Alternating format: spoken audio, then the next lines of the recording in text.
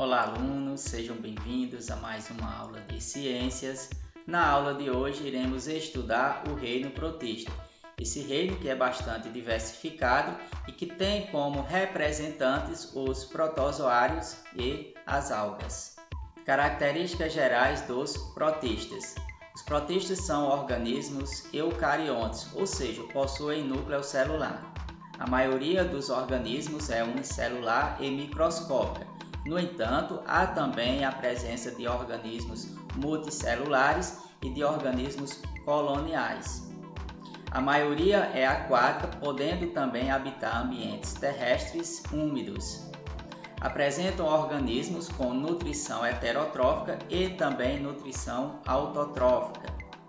O processo reprodutivo desses seres também é bastante variado, envolvendo processos sexuados e assexuados.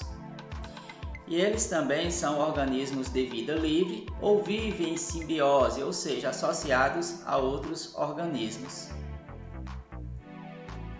Como vimos, os representantes do reino protista são os protozoários e as algas. Vamos falar um pouco sobre os protozoários. Os protozoários são seres unicelulares, ou seja, formados por uma única célula.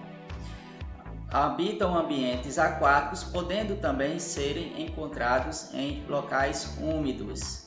A nutrição desses seres é heterotrófica, ou seja, eles se alimentam de outros organismos.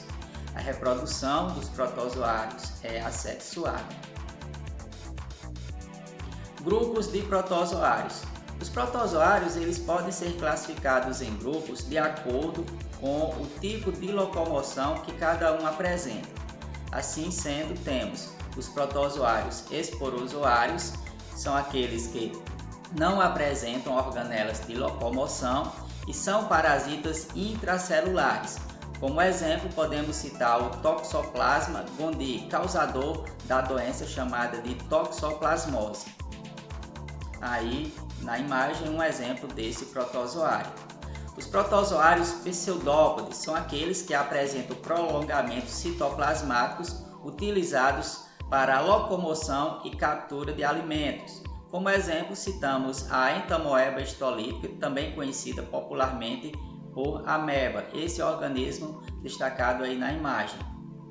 Os protozoários ciliados são aqueles que apresentam estruturas curtas e numerosas, formadas por microtúbulos utilizados para a locomoção e a captura de alimentos. Como exemplo, citamos o Paramecium.